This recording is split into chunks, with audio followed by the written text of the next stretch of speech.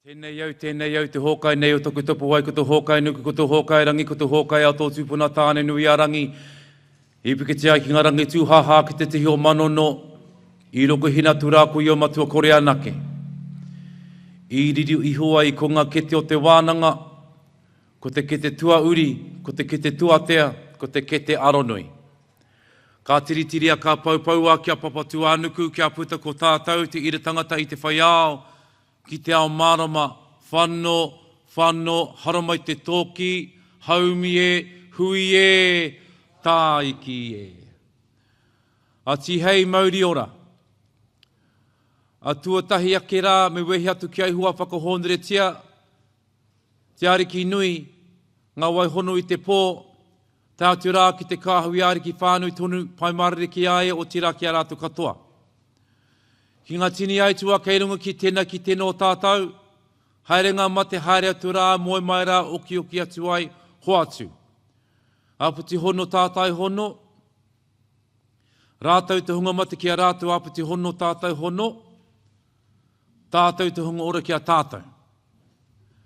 A nā ko nāno te hunga ora, ko tai mai nei, ka whakaeke nei, ki runga no i tēnei whenua tā ngai o Ngāti Pāwa, o te kawarau maki, o Ngāti Rongo ki Mahurangi, o Ngāti Whātua, nau mai, haere mai, whakatau mai rā. Whakatau mai rā i raro i te tuanui, o tēnei o ngā whare, e kia nei ko tukutuku, tēnā ingoa, ko tākoha tia e Ngāti Pāwa ki a mātau, hei tākoha, nōrera, nau mai, haere mai, whakatau mai rā. Mauria mai o koutou maunga, o koutou awa, o koutou katoa. Ki tēnei wānanga aronui o tātou. Kia aha, kia whai hua, kia whai rungoa, ki ngā take nui o te wā kei mua tonu i te aroaro. Nōrere tātou mā, nei ngā mihi, rarau, tēnā koutou katoa. Ka huri ngā mihi kia kōrua, Christine Richard, kōrua tahi, nau mai hara mai whakatau mai rā, e whakarangatira i tēnei noho tahi o tātou. A tātu rā, ki ngā kai kōrero o te pō, arā, kia koe Donna Rose Addis, nei te mihi kia koe, kei hea koe, where are you, Donna? Ngā mihi nui kia koe. Korua tahi kia koe te ahorangi, Robert Gourdie, e mihi ana kia koe. Me tō hoa, mai te primary school, Blockhouse Bay, hoi anō, e mihi ana kia koutou. Hoi anō, nei te mihi ki tō tātou, manukura tautoko tuarua rangahau kia koe, Professor Mark Orams, nei te mihi kia koe. Tātu rā, kia koe Brett, nei te mihi kia koe te ahorangi, te rangatira o tēnei pūmano o tātou, nei te mihi kia koe Professor Brett Cowan. Hoi anō ki ngā rangatira kei roto i te ruma, nei te mihi, tēnā koutou. Good evening, ladies and gentlemen, family and friends, and of course to our online audience, of which I believe number over 500. Welcome to Te Wānanga Aronui o Tāmaki Makaurau. Welcome to our kaupapa of the Auckland Medical Research Foundation and the celebration of 70 years. Nei te mihi. And of course, I'd like to acknowledge everyone who have swam through the hail and the rain, which is about to hit us very soon, to come and join us here in Tukutuku, here at the North Shore campus. Welcome once, twice, three times a lady. I'd like to also acknowledge special guests, Richard and Christine Taylor, for honouring us with your presence as well, and for actually solidifying this partnership as we move forward and for the next 70 years alongside ourselves as the Auckland University of Technology. Our name is Te Wānanga Aronui o Tāmaki Makaurau. And when we look at the word wānanga, two words spring up. The space, the wā, the time, and the ngana, which is when we pursue and we persist and we provide resilience to kaupapa or purpose or issues that are important to us here in 2025. Aro is to understand deeply, and nui is at a great deep level. So welcome to the Wānanga Aronui o Tāmaki Makaurau, where we come together and have robust discussions. And I'd like to welcome and thank also our guest speakers who have joined us. Donna, Robert, thank you for providing the insights to your areas of expertise, of which why we've all gathered here for this evening. Hoi no e te whānau, without any further ado, if I better stop there, otherwise I'll have to invite Professor Mark Orams to sing my song for me. Hoi no, and we actually do want that. Hoi no, at this juncture whānau, welcome, tēnā koutou, tēnā koutou katoa at this juncture. Ka huri te tiripau, te rākau kōrero, ki tō tātou kai kawe kōrero mo te pō. I'd like to invite to the stage ki a koe Sue. E mihi ana. Ho mai anō te paki kia.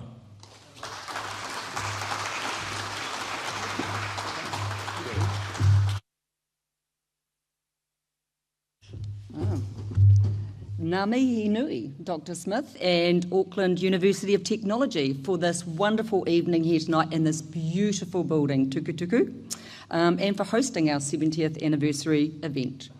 So kia ora koutou, ko Sue Brewster Takawingawa.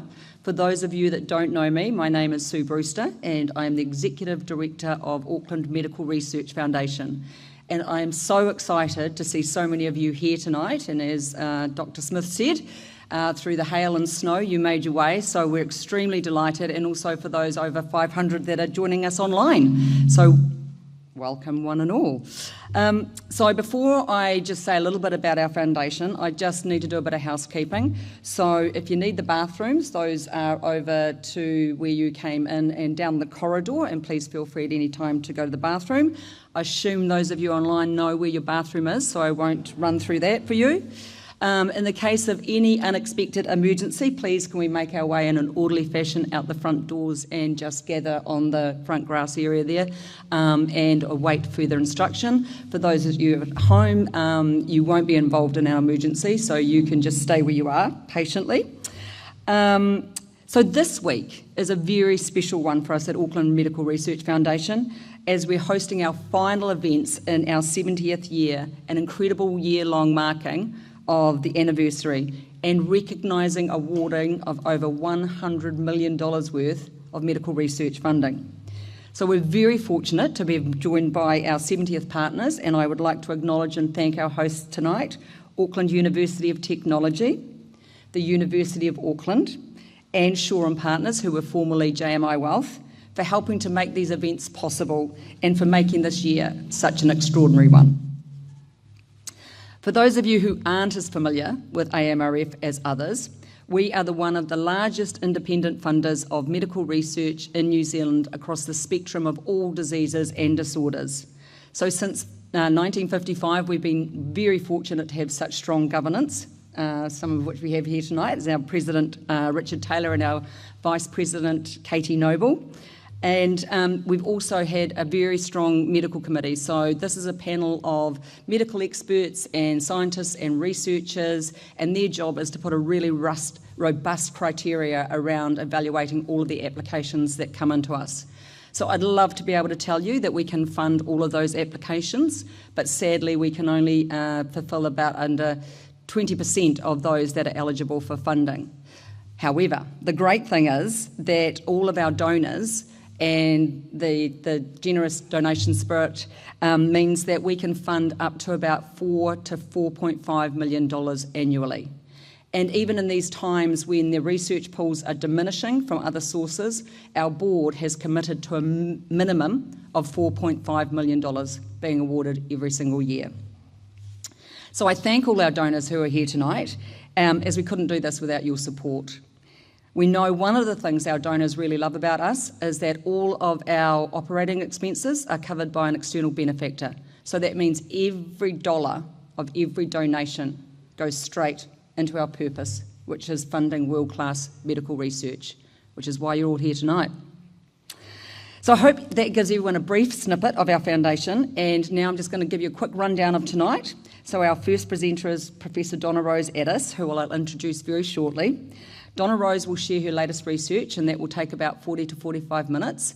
Then we will have time for those really important questions you'll all have burning after her session. Then we'll take a break for a light supper, and we will resume again about 7:30 p.m, where we'll welcome Professor Rob Gourdie to the stage, and again we'll have time for question and answers at the end of his presentation, wrapping up about 8:30 tonight.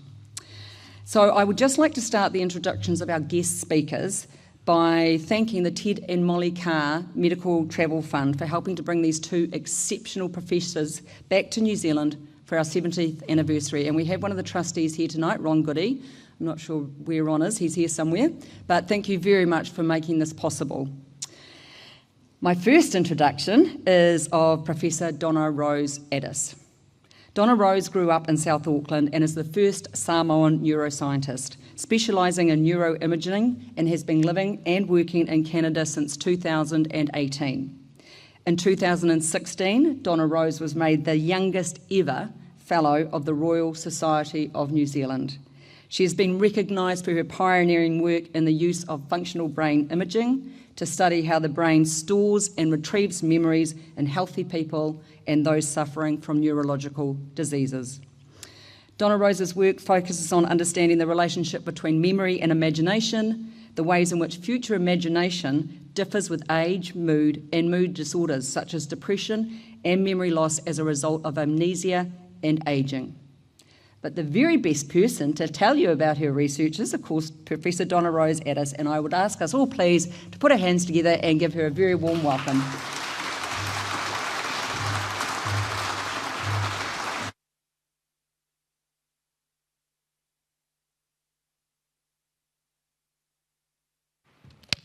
All right. Talofa lava. Good evening, everybody.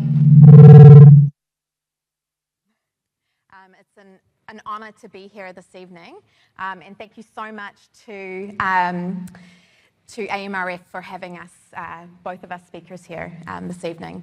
So I'm really excited to be able to share some of my research with you this evening on the ageing brain and how healthy ageing as well as dementia affect our ability to remember the past and imagine the future. So something that we do as neuroimagers is that we put people into an MRI scanner, and while they're in there, we ask them to do certain kinds of cognitive tasks. So we might be, in this case, asking them to complete sentences. And so then when we do our analysis of the brain activity, we're looking to see what's really active when people are doing this particular cognitive task. But something that was a very fascinating finding that emerged in the literature around 2000 was that actually the brain is highly active when it is resting. So the main point there is that the brain is never truly at rest. And the brain network that emerged while people are in this kind of resting state is something that we're going to explore further tonight. So one of my colleagues asked people while they were lying in the scanner to indicate what they were thinking about when they were in this kind of resting sort of state. And so some of you might recognize this as things that you do when you're kind of not engaged in some other kind of task. Some people said they had a blank mind. Some people were doing things such as counting. Some people were, maybe focusing on something that's in front of them. But many people said that they were thinking about their past and their future. And indeed, researchers that have done thought sampling research, where they basically send people a text message and say, what are you thinking about right now? It turns out that we spend half of our waking time mind wandering, or in this kind of resting state. But actually, our brains are doing a lot of work. And half of that mind wandering, as I mentioned, is on the past and the future. And this really underpins a major change that we've seen in the memory research landscape over the past 20 years. So previously, people really focused on remembering past experiences and understanding the brain correlates of being able to do that. Whereas in the last 20 years, we've seen this transformation of memory research to focus on how it enables us to imagine the future and imagine ourselves in it. And so that'll be what I'll be talking about tonight. So firstly, I'll be outlining why it is that we imagine the future. Then secondly, how the brain allows us to imagine in such rich detail. And then thirdly, how aging affects the imagining brain. Okay, so first, why is it that we imagine the future? So if we spend half of our waking lives doing this kind of thing, it must be some sort of adaptive function. There's many forms of how we can think about the future. So we can have visions of a future self or someone that we would like to become. We can hold goals and plan the steps to attaining those goals. We might have to-do lists. But the type of future thinking that I'm most interested in is mental simulations of the future. So our ability to imagine experiences that have not yet occurred. So, for instance, for me, all day it's been thinking about being up here and giving this talk this evening. And the characteristics of these mental simulations are that they can often be very dynamic and video-like. They usually contain information about the places and the people that you expect to be there, sequences of actions and consequences, but they're also highly flexible. So the amazing thing about trying things out in our mind is that we can redo it until we get it right. So future imagination then enhances our future success. It enables us to troubleshoot and problem solve in advance, to allow us to adapt our behaviours, assists us in planning and making good decisions, and increases our coping and reduces our worrying about upcoming events. But interestingly, research has shown that not all future imaginations are the same in terms of their capacity to be useful. So there is a distinction that's been made in the science on future thinking between what is called a process simulation. So this is mentally simulating or playing out all the steps that you need to achieve to reach a goal. So for myself, going to the University of Auckland and getting my bachelor's degree, I had to think through what all those steps were going to be so that hopefully at the end I would be successful in getting my degree. So these are associated with realistic expectations and also details about what steps we have to take and what might actually happen along the way. Another type of simulation that people have is known as an outcome visualization, simulation. This is also known as creative visualization, is what it used to be called in the 80s. Now it's called manifesting. And this is where you actively visualize attaining the desired outcome and experiencing that positive emotion. So it's almost like you experience that in advance, and it's often associated with very idealistic expectations. And so one of the things here is that it can, you feel like you've already achieved the goal in a sense by having that emotional, the positive aspects of achieving the goal, or you might set yourself up for failure in some ways. And so there's been now a lot of research looking at different kinds of situations to see how these process or outcome simulations help people in their day-to-day lives from a range of behavioural scientists. And so some of this, looking at process simulation, is a lot of very convincing evidence around exam performance. In one study, they actually had to stop the study because the students who were not doing the process simulation actually started to perform much more poorly than people who were doing nothing.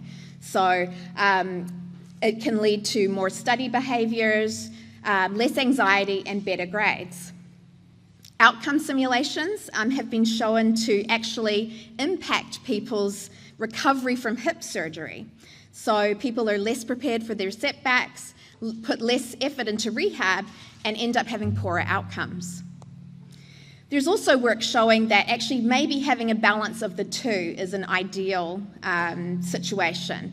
So in studies looking at exercise, if they have individuals imagine both a challenging process but attaining a positive outcome, people have better adherence to their exercise programs.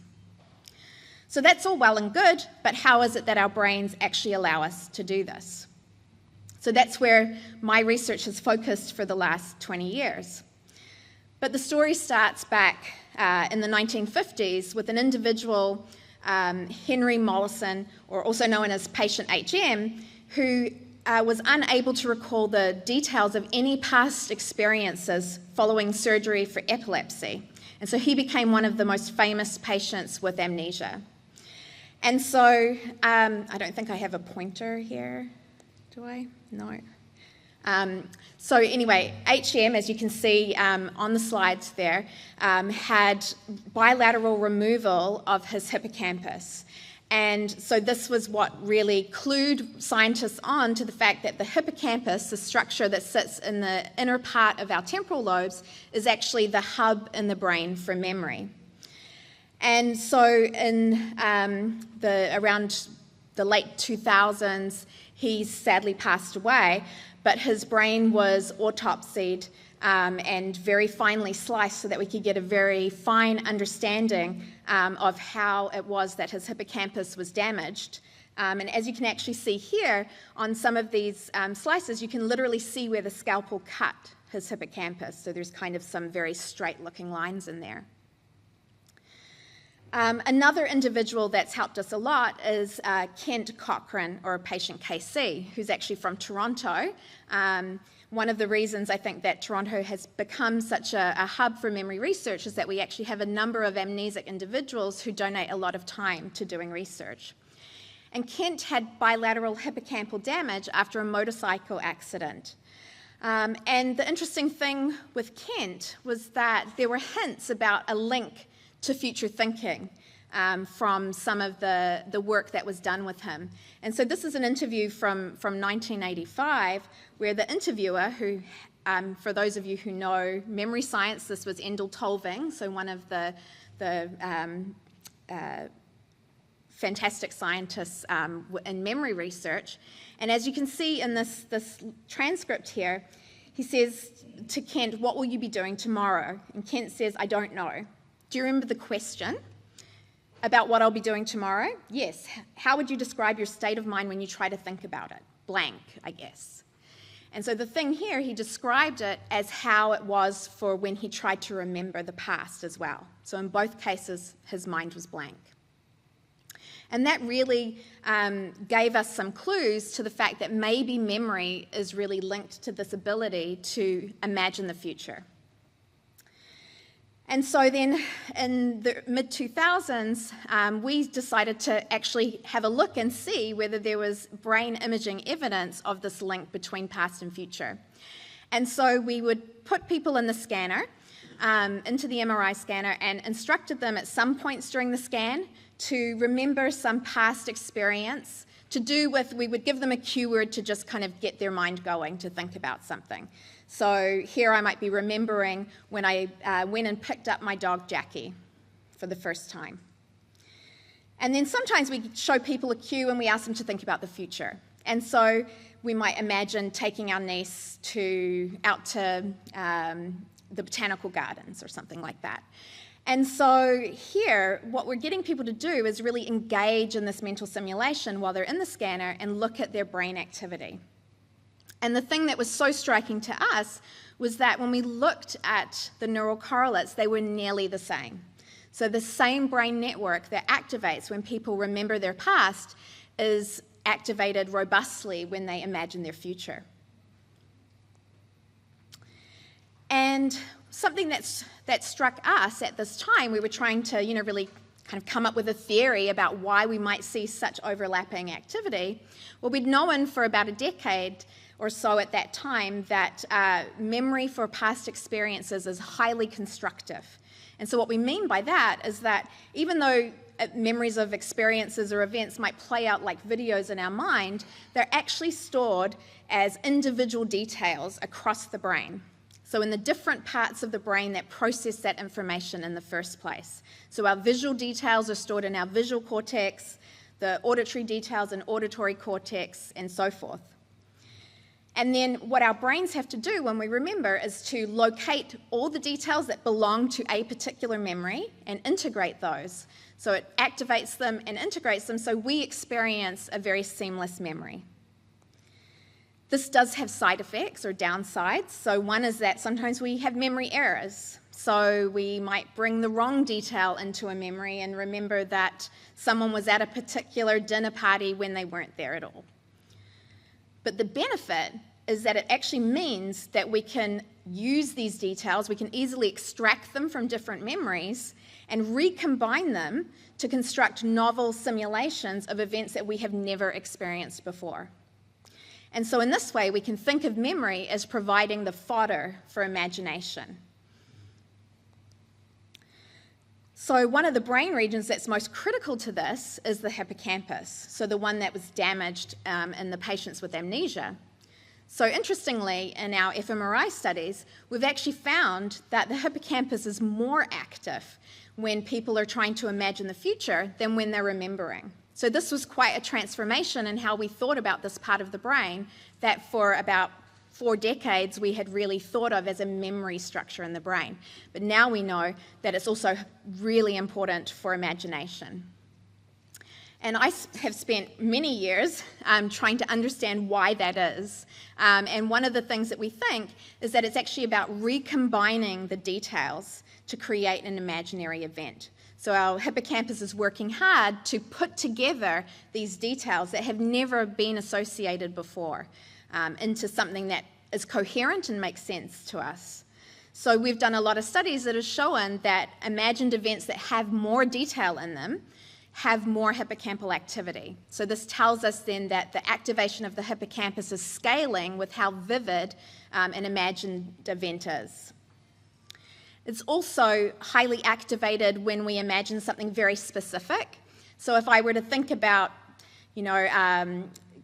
going through the same routine that I go through every morning, and it's kind of, something that's just so routine for me and doesn't have a lot of detail necessarily, then that's not going to have as much hippocampal activity as if I imagine something very specific, but also something that's very novel. And so novelty is really important here as well. So in this study, when we had people imagine an event for the first time, we saw a lot of activity in the hippocampus, but if they repeatedly imagine that event, over time that activity would decrease. So when we're first putting something together, we see a lot of activity. Okay, so in the last part of my talk this evening, I'm going to really be focusing on aging and the imagining brain. So as we get older, our brains begin to show evidence of atrophy. And so this is something that's just part of healthy aging. And so in this study here, what we see are the brain regions that are showing a percentage of volume loss over 2 years in people aged over 65. And so what we're seeing here is that the very light blue regions are the ones that are showing more of a percentage loss in volume over those 2 years. So here we're looking at MRI scans that have been collected from these individuals on an annual basis to track what parts of the brain are actually losing tissue. And so interestingly, part of what we see here are a lot of volume loss in regions that are actually part of that imagination network. If I had a pointer, I would be able to show you some of these regions, but that's going to be a little bit difficult to show you. But on the left-hand side, what we can see are regions on the lateral. I don't think there is. Oh, yep, got it. All right, thank you. That's great. All right, I'm going to stand around here. So what we can see here, this is the lateral side of the brain, so looking the outside in. And these MRI scans look a little unusual to people when they see them, but what it is what we call an inflated MRI scan. So they've just blown out the MRI scan so that you can actually see what's happening in all the parts of the brain, rather than it kind of being all folded in on itself. And so what we're seeing here is activity when people are imagining in the lateral temporal cortex, the lateral parietal cortex, and then this is on the medial surface of the brain. And so we see activity in the medial prefrontal cortex, so just behind the eyes, and then here in the posterior medial cortex. And just tucked in here is the hippocampus. And so that's that brain region that's highly important for being able to imagine. And what's really interesting here is that many of those regions that are showing in the light blue are a number of the regions that we see as being really important in imagination. So they're the ones that are showing a decrease in the volume of those regions, so meaning that there's been some cell loss. And so here's a kind of another result here where they're zooming in on these different parts of the brain to actually quantify how much volume is being lost over the course of a year. And so what we see in healthy individuals is that, sure, there's definitely some degree of loss, around 0.5% a year, in both the frontal regions as well as in the temporal regions, which include the hippocampus. And then this is what it looks like in Alzheimer's disease. So I put this up because I think it's really important to emphasize that in healthy aging, yes, we might be losing some brain volume, but it's certainly not the same as what's happening in people that have dementia, where that's just much more accelerated.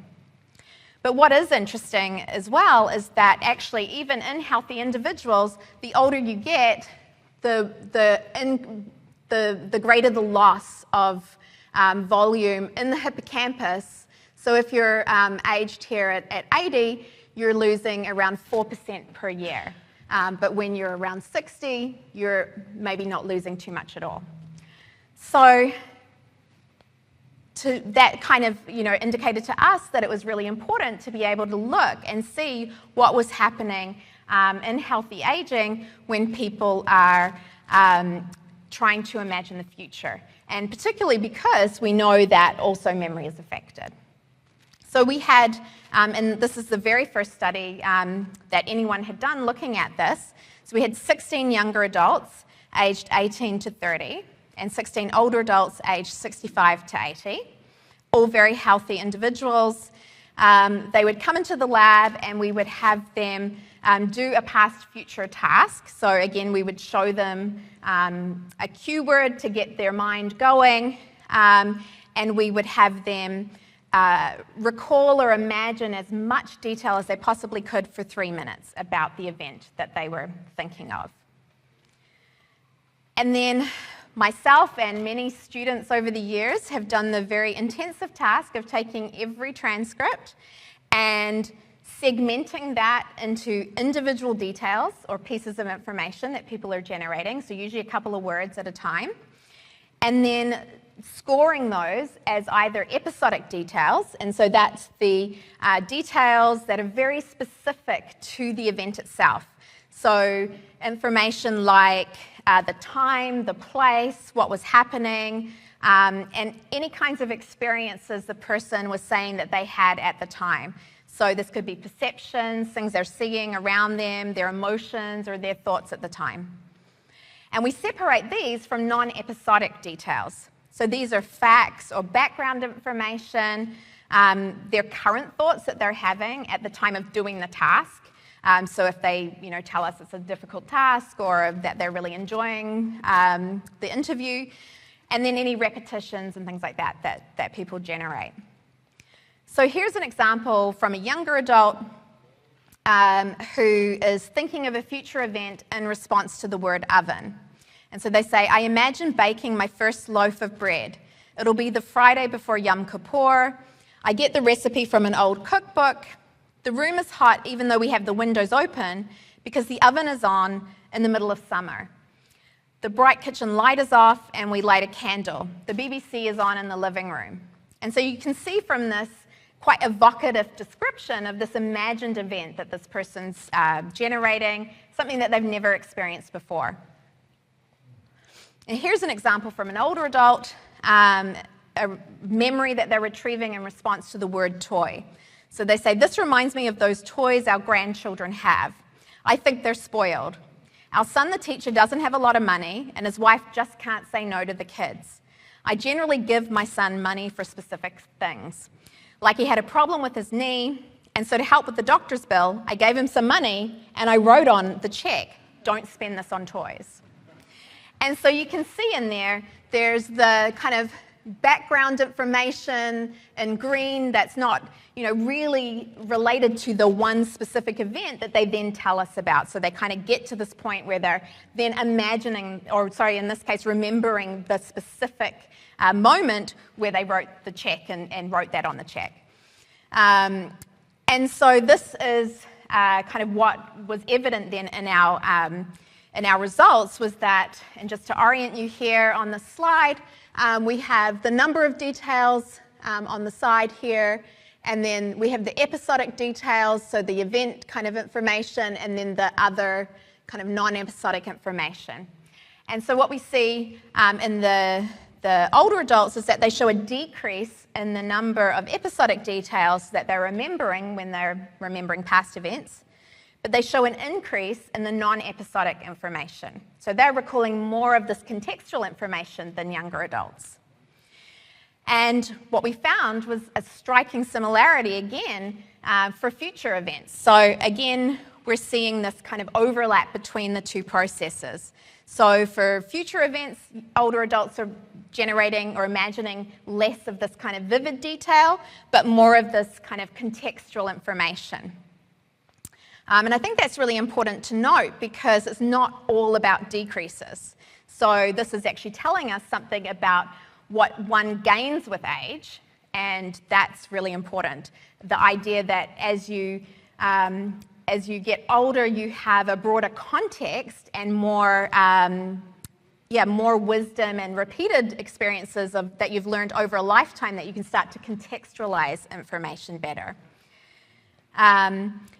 Looking, though, for our kind of research, we're very interested then in the correlation between the past and the future. And so what you can see on this graph here is a correlation between the number of past details that people are generating. So each dot is a person. So people who tend to generate fewer details for the past are also the ones that are generating fewer details for the future. And so what that tells us is that being able to access details from your past is really important to being able to imagine a detailed future. And so that really speaks to our theory that we're really taking details from the past and recombining them to imagine. So turning to neuroimaging work that I did with Rhys Roberts, who's at the University of Auckland. Here we had younger and older adults in the scanner, and we were asking them to do our task where they're remembering and imagining, and we compared this to a sentence task, so where people had to complete sentences. And so what you're looking at here is activation in that imagination network, and by and large, younger and older adults activate the same network. So we see robust activity in both young and older adults. And so what you're seeing in these graphs here is the amount of brain activity when people are remembering or imagining in these warm colors, as opposed to when they're doing the sentence completion task. And so you can see that in younger adults, they're really showing this increase in activity in this particular brain region. Older adults are also showing this difference. It might not be as big a difference, but it's still there. So it tells us that they're engaging these regions when they're imagining. But there were some important differences. So what we see is that there were some regions where we see a decrease in brain activity, and one of these is the hippocampus. So as you can see here, younger adults are really activating that region for the past and future tasks. Older adults are not showing that same activity, so there's no differentiation between the lines for the different tasks.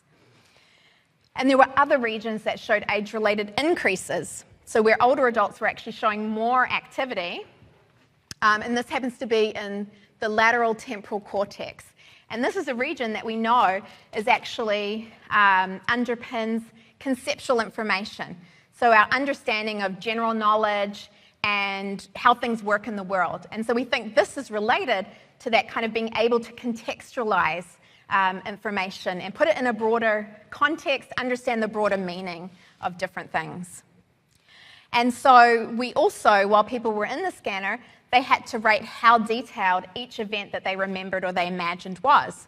And so we could do analyses looking at those detail ratings to see if there were particular parts of the brain that would scale its activity or modulate its activity with the detail ratings. And in younger adults, it happened to be the hippocampus. And so that was something that reflected, findings that we'd seen before. But interestingly, in older adults, it was this brain region in the lateral temporal cortex. So really reflecting the bringing in of all this kind of conceptual information into those imaginings. So more recently, we've been looking at individuals who are at risk of cognitive decline.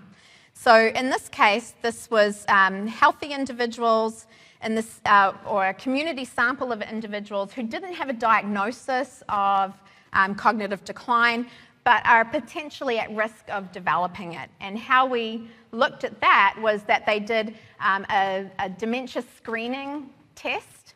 It was actually the MOCA, which some of you might have heard of because it was the one that Donald Trump did a few years ago and was all like, oh, I'm great because I did well on this cognitive test. And so that's something that we use to screen people to see if they're showing any signs of dementia. And so what we can see on this plot here is that we have the score and the number of participants in our study, and we have this line at 26. That sort of gives us an indication of sort of where people are at. And it's somewhat arbitrary. We just kind of divided our sample there so that we had half of the people above that line, half below, in an effort to see whether there was any indications of anything changing in the brain. And so here we used a type of imaging that really allows us to separate out and measure the volume of the different subfields within the hippocampus. So what we've just been looking at so far is just the hippocampus as a whole, but now imaging, MRI imaging has gotten to a point where we can really go in there and measure each individual subfield and look at the different kinds of neurons that are in there and the volume of those regions. And so what we found in these individuals is that the ones that were below the dashed line, so the ones that we think could potentially be at risk of developing later cognitive decline, they actually did have a decrease in the volume of one particular region in the hippocampus, the anterolateral entorhinal cortex.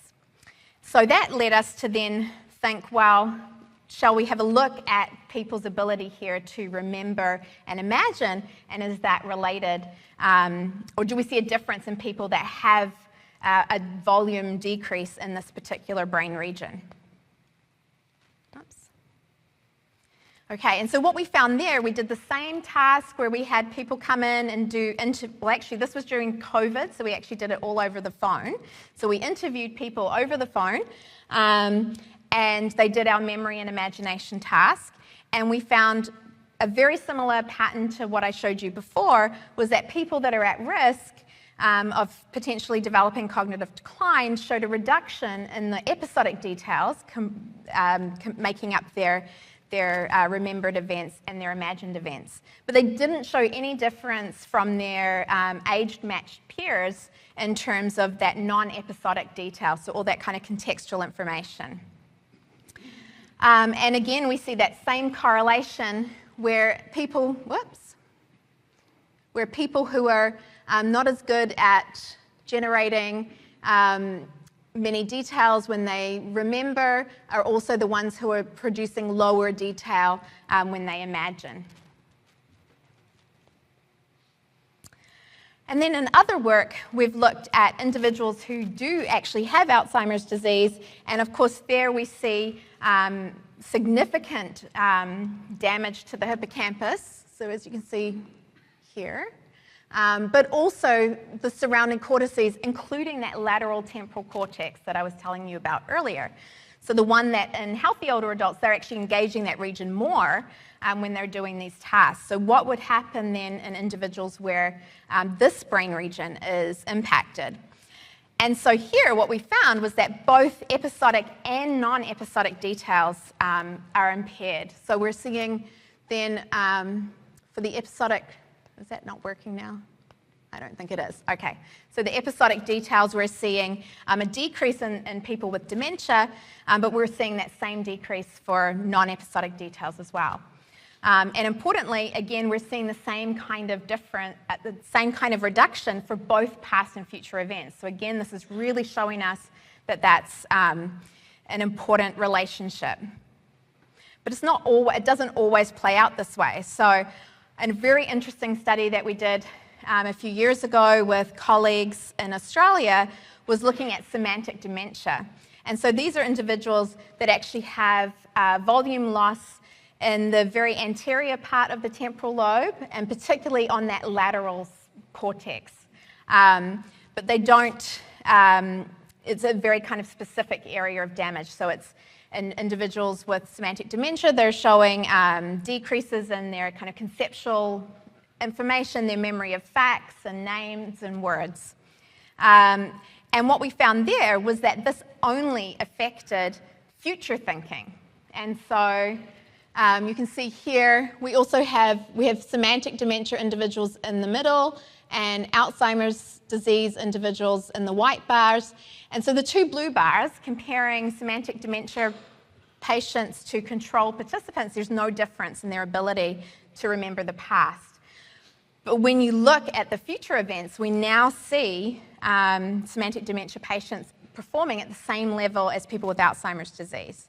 And so this was a very interesting finding for us. We really, really had to think about what that meant. And this was something that led to us hypothesizing about the role of semantic memory and schema when we're trying to imagine something novel.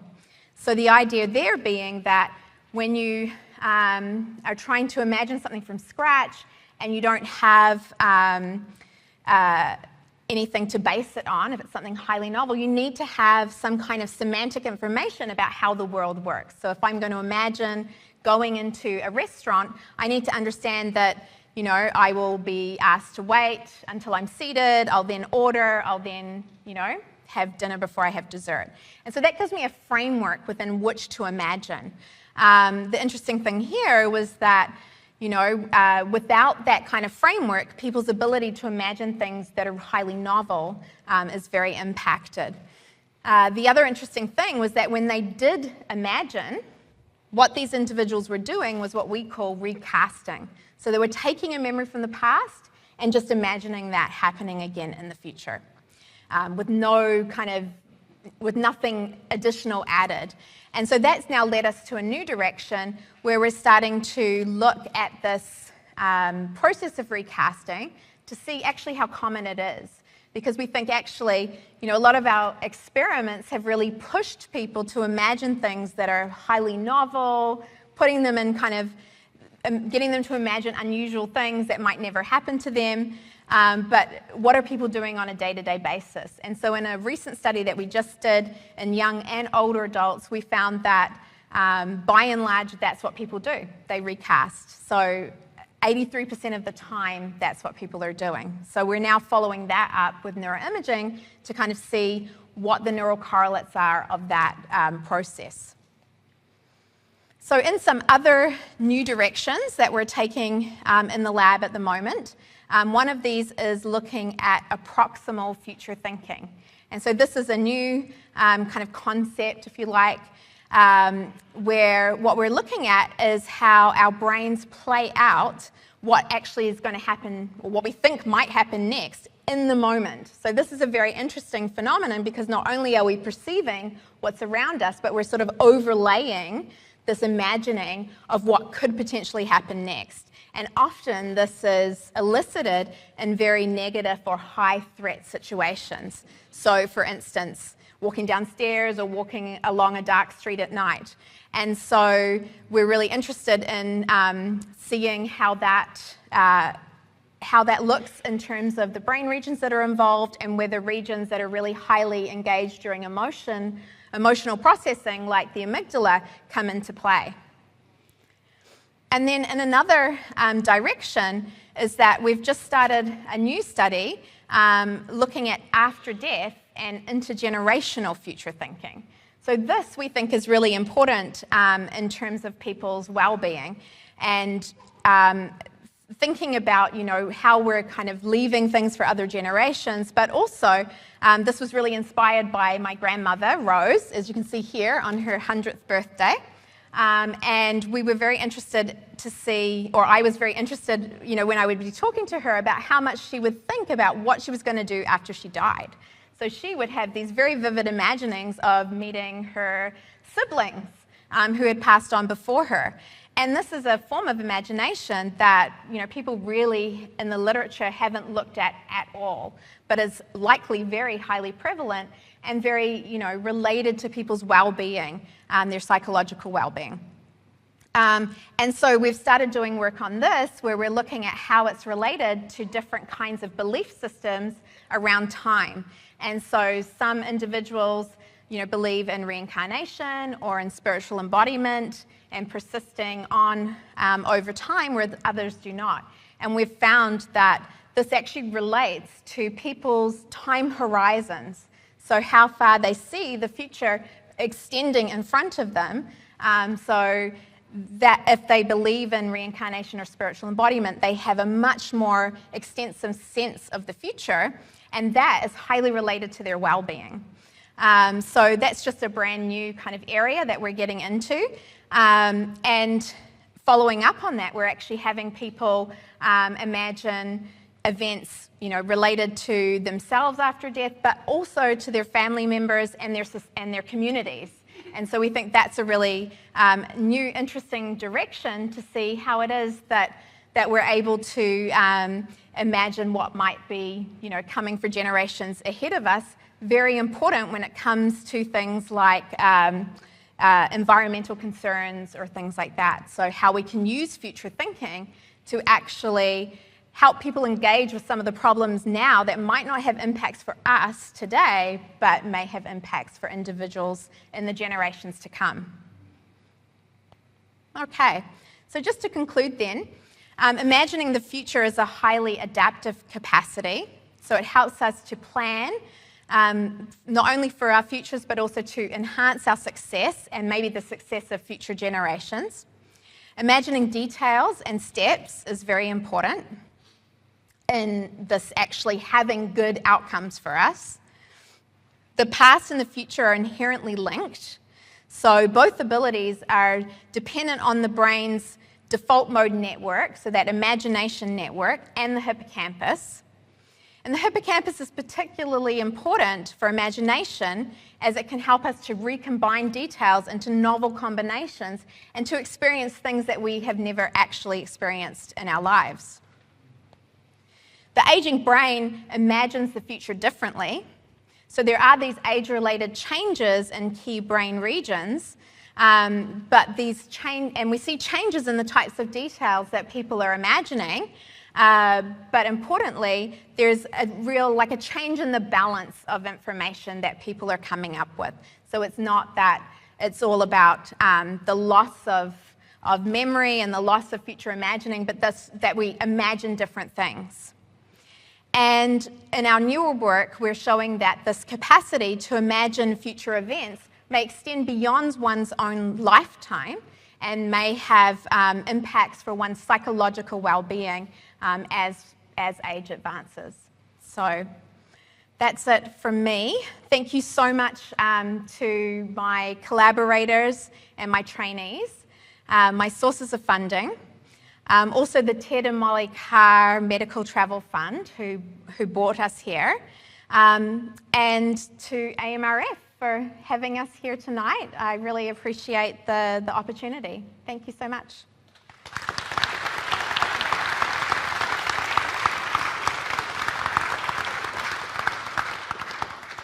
Thank you very much, Professor Donna Rose Addis. That was incredible, and I am sure we all learned a lot tonight. I could see all your imaginations running wild as we were speaking. Light bulbs were going on. So now is some time for question and answers with Donna Rose. Please make sure we've got 2 roving mics. Please make sure when you ask your question, ask it directly into the mic so that our people online can hear. So who has that burning question? Hannah's going to come your way with the microphone.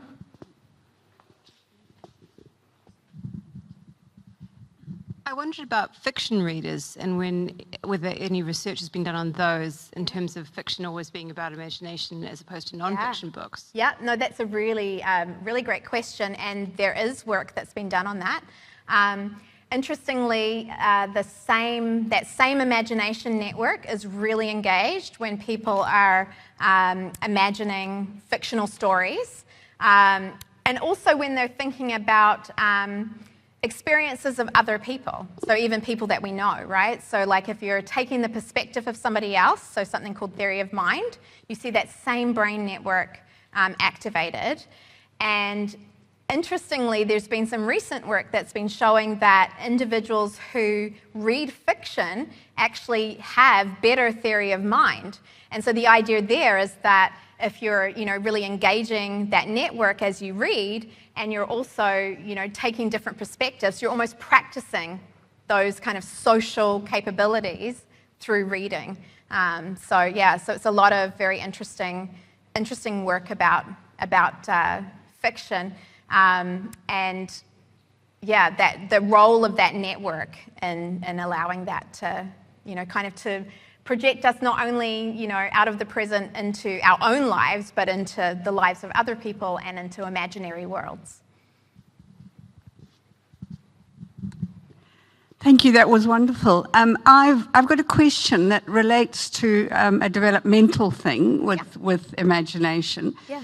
I remember as new migrants, our son went to one intermediate, he was at year 9, secondary school, and then, which was high decile, and then he went to another one that was a lower decile a year later. And his comment was that he felt that the people in lower decile schools weren't necessarily able to see their futures in the same way that he felt that Onslow, which is where he started off, was able. Now, the differences that you've been talking about have been between diseased and non-diseased older brains. I was just wondering across the lifetime what other factors might affect people's capacity to imagine the future. That's a really great question. And actually something I think that I experienced in my own lifetime, having gone to a very low decile school myself, Aorere College. And I think, my research speaks to this in the sense that it's very hard to imagine things that you have no experience of. And so that idea that you have to have memory or experiences to draw upon to imagine things and to see yourself in the future really, I think speaks to what you're talking about there. So I think there wouldn't necessarily be differences in the brain or the imagination network, but just that what you're able to imagine is really constrained by your own experience. And so certainly in my own career, it was always people around me that gave me a model of who I thought I could be, right? So I actually went to university to become a history teacher because I had a really fantastic history teacher at high school. And then I met this amazing cognitive neuroscientist at Auckland University, and I was like, okay, I want to be her. And so then, now I still work with her, but so it's kind of sometimes you really, there's huge value in opening, the world up to children. So I think in terms of though the brain differences, there's no difference in terms of like what's actually happening in the brain. But actually, you also brought up the idea of developmental differences, and I think that's interesting because children, of course, we know are have an amazing capacity to engage in kind of imaginative worlds and an imaginative play. And one of the things there is that, they sort of don't have the constraints of, firstly, experience. So there's something to be said about, that once we sort of experience certain things and our world and our views kind of narrow, we're less able or less flexible in terms of what we're willing to imagine, because we're like, well, that just wouldn't happen, so I'm not even going to think about that. So I think that's one change that we see developmentally. Another is that, our executive functions or our frontal lobes develop, right? So people know that, it takes probably till in your early 20s for your frontal lobes to really fully develop, but that's what really underpins our executive functions or our abilities to kind of make sense and reason and plan. And so it's kind of like kids are imagining without those without their frontal lobes on. And that's a little bit like what we see when people are dreaming as well. So when you're dreaming, you're recombining bits and pieces of information or with knowledge that you know. So, having dreams where people are not where they should be, or, all sorts of weird things are kind of playing out. And that's because your frontal lobes are not really directing or guiding what you're imagining. You're just imagining things with the information that happens to be highly active, because maybe you thought about it yesterday or you experienced something. So there's some really interesting work going on looking at how, if people experience certain pieces of information during the day, are they then showing evidence of that in their dreams? And so actually, so it's kind of a very interesting field. Very hard to do that kind of research, though. Can I ask you a question? Yes. You talked about the mass reduction in the brain. Yes. Do you actually measure that from people's brain tissues after they've died, or were you just estimating that? So those studies are using MRI scans, and so they're like actually measuring the size of the grey matter that we're seeing on the MRI scans, but then those are validated against studies where they've actually done autopsy results. And often too, in these cases where we have people with amnesia, that's something, usually very important that they do after they die, is to really, they've been so intensely studied while they've been alive, we have MRI scans on them, but then to really get a good sense of exactly what had happened to them anatomically in their brain, in terms of the pathology, we do a lot of deep autopsy types of results afterwards. Yeah. Yep. Hi. I was just wondering if you had anyone in your testing groups who actually didn't have an imagination, and if so, did they carry on with the testing? Because could you? Oh, sorry. Speak a bit louder. Nervous talking. Sorry. Did you have anyone in your testing groups that didn't actually have an imagination? Oh. And if so, did you carry on with their testing? Because I found out when I was 50 that everyone else had an imagination. Right. And I didn't. So do you mean in terms of like a visual imagination? Yeah, so that is an interesting area of study, and we actually have somebody here who this evening who does work in this area too. So it's becoming a very very kind of studied area. I would say in that sense, I have never, in all the years that I've done this research, I've never had anybody not be able to do my tasks.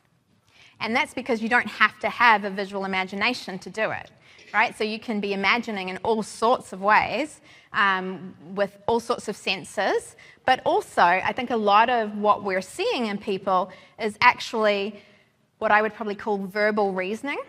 So they're actually thinking through and kind of verbally talking about, well, especially because we ask them to do this verbally as well and to describe to us, but even when we look at the brain activity, it seems to be more dominant or stronger on the left side of the brain, which in most of our participants would be their language side of their brain.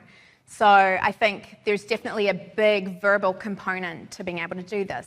And when you think about, if you're planning what you're going to do, a lot of what you do is, or at least for some people, is to talk to themselves, right? So I think other people may not do that and may focus more on the visual side of it. So I think there's many ways to kind of achieve the goal of being able to imagine the future. Yeah. So we've got time for one more question, which is over here. And then, sorry, we do have to break for supper and we have to keep on time just for the online people as well. So we've got one last question coming up. You said the hippocampus, they lose, or older adults lose a certain percentage. If they engage or continue to engage in studying something which unrelated to their existing knowledge, will they still lose a certain percentage in the older adults, the hippocampus? Oh, that's an interesting question. Yeah, I don't think anybody's actually done research on that, but that could be something that that would be a very interesting project to do. Yeah. Oh, yeah. Yeah. I mean, I think any time that you're sort of trying to engage with new information and to just kind of keep your brain, you know, active and engaged is in whichever ways you wish to do that. And so that might be like somebody was saying, fiction, or, you know, imagining other kinds of things. But I don't think there's been any research that's actually looked to see whether that has any impact on the volume loss that we see in aging. So, yeah, you can maybe come and help me run a study there. Yeah, I will. If you learn a new language or something at the age of 70s and 80s, then you know you're actually working your brain. That's right. So my belief, the more you work your brain, the more active it is. And you'll not lose with age and you'll still remember. Because people say, I'm grown old, so I've forgotten. That will not happen. So I wondered whether the brain remains young, even though you're an older adult. Great, thank you. Wonderful. What an amazing session. Thank you very much, Professor Donna Rose Addis. Can we all please put our hands together?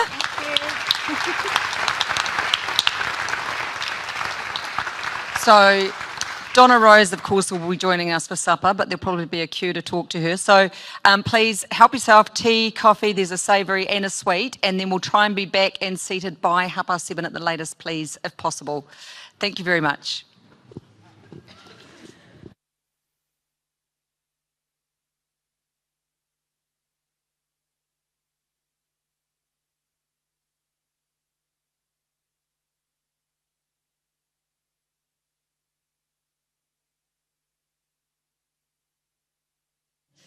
So, after that incredible address by Professor Donna Rose Addis, I am delighted to introduce our second speaker for this evening, who is Professor Rob Gourdie, a New Zealand-educated scientist and internationally acclaimed cell biologist specialising in cardiovascular and biotech innovations. I was just going to say, can everyone hear? Good. Robert has worked in the United States since the late 1980s, and his research spans from fundamental cell biology to therapies moving towards the clinic. His lab has led promising treatments for wound healing, heart protection, and cancer, and Robert and his team have pioneered technology turning milk exozymes into an almost ideal oral drug delivery system. Robert is now studying his own alpha-CT1 peptide for heart attack protection and as a radiation mitigating drug for cancer patients. Robert completed his undergraduate and graduate studies in Aotearoa, New Zealand, before doing his postdoctoral research at University College London. He is the Hayward Fralin Professor at Virginia Tech and Director of the Centre for Vascular and Heart Research at the Fralin Biomedical Research Institute at Virginia Tech. He also co-founded in his spare time Zequel Bio Inc. and is the founder of the Tiny Cargo Company. Please join me in welcoming Robert so he can tell you about his fascinating research and career.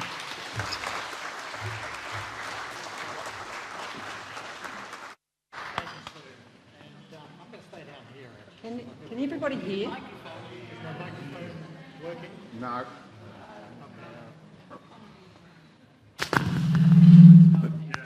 Okay, it's working now. Let's put it a little bit higher up on my lapel here. Okay, can you hear me now? Yeah. All right.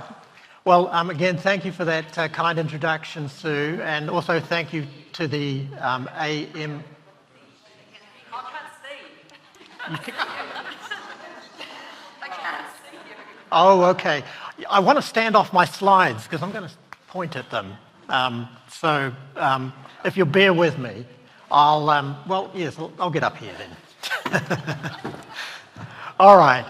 So thanks again to Sue for the wonderful introduction. Thanks to the AMRF for the invitation down here to speak. And so, let's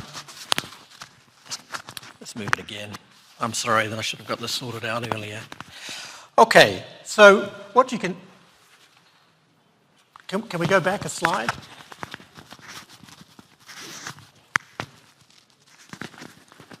All right. So I live in Virginia and in the Appalachian Mountains. This sort of resembles what it looks like off the back of our deck in the evenings. It's a very pretty place. All right, so just a little bit about me. As Sue said, I'm New Zealand educated. I'm not actually New Zealand born. I was born in Zambia in Africa. And my parents arrived here in 1965 and I can distinctly remember standing on Princess Wharf as a 5-year-old. It was actually my 5th birthday on the day that we arrived. And so, of course, we were refugees basically from a place of conflict. And I guess they had a word for them back in the day. They were called 5-pound poms. We weren't actually Poms, we're from Africa, but nonetheless the appellation applied. Now, I grew up, as Dr. Smith referenced in his fine talk, in West Auckland, attended Blockhouse Bay Primary, went to Green Bay High School. In fact, one of my dear friends from Blockhouse Bay Primary, Brad McCullough, is right here. I met him when he was 5 years old, so basically I was off the boat, literally. Now, as it would happen, during my teenage years, I actually worked on dairy farms to make a little bit of extra money, which is kind of ironic given where I ended up. And so this was a familiar scene to me. In fact, it still makes me glum to this day if I hear the sound of a milking machine on the television or something, because I think, oh my gosh, it's 4 o'clock in the morning. I've got to get up.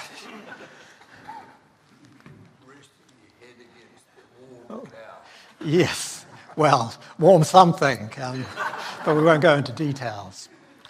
So I went to the University of Auckland to do an undergraduate degree and then proceeded on to do a master's degree. And my academic aspirations really didn't ignite until I was in my master's year.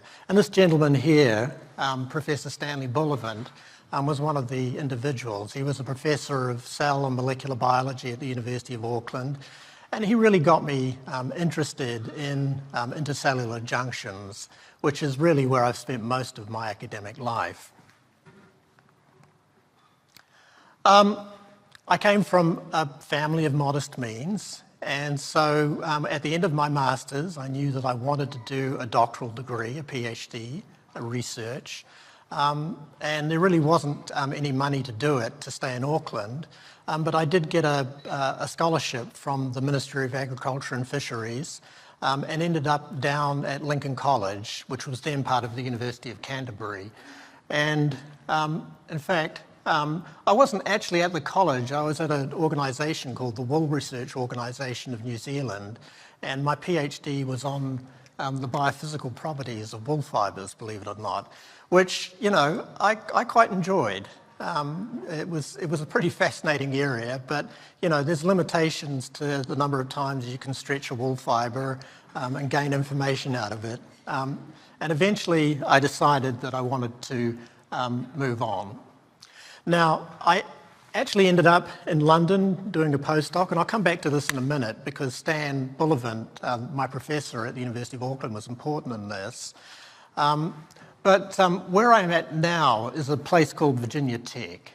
And Virginia Tech in many ways has similarities to Lincoln College. It's a huge school, so it's not similar in that way. There's 40 to 45,000 students at Virginia Tech. But it does have a very active School of Agriculture, schools of engineering, a School of Veterinary Science, and it's also set in the countryside in the same way that Lincoln College is as well. Just a few things about Lincoln College, Virginia Tech. A lot of the buildings are made of this substance called Hoagie stone. It's a kind of limestone, I guess. Here's our school mascot. It's called the Hoagie bird. We think it's a turkey, but we're not really quite certain. And it's got a beautiful campus, largely due to the stone that it's built out of. And of course, do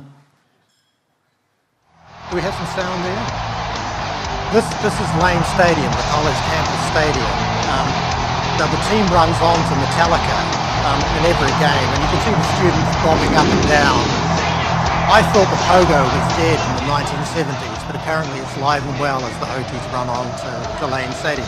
And as you can see, it's absolutely huge. 65,000 people, regularly attend a college football game, which is quite incredible. Okay, so here's where I work. At the medical campus of Virginia Tech, you can see that it has some of the Hokie stone in its base. The boss actually wanted to make the whole building Hokie stone, but then he found out how much it cost, and he thought, well, we'll just put it around, a nice trim around the bottom of the building. We're a relatively new campus. We've only been in place for 15 years. And anyway, it's been a great place to work. And here's some disclosures. As Sue mentioned, one of the things I do basic research, but I also translate it to startup companies. And so here are a few of the companies I'm associated with. I also just want to say quickly thanks to my lab. Of course, they do all the work. My main job is to beg for money. And so, but they're actually the ones in the lab labouring over the experiments. I'm truly grateful for all the work that they do. Okay, the topic area of interest. So this is a plot of the causes of death in the United States over the last 120 years or so. And you can see that heart disease and cancer are big causes of death. There's been a little bit of improvement of late. Also, you'll notice here there are some COVID deaths in the 2020s and so on. But nonetheless, heart disease and cancer are major killers. Just in terms of raw numbers, over 500,000 people per year in the United States will pass away from cancer or heart disease, and around 150,000 or so will pass from stroke. In New Zealand, you can see the equivalent numbers up there. It's about 10,000 people per year for cancer and heart disease, and around 3,000 for stroke. So in this talk, I'm going to sort of describe some of my work, the work that my lab is doing, in an attempt to understand these diseases, but also to try and develop therapies that may be able to address them.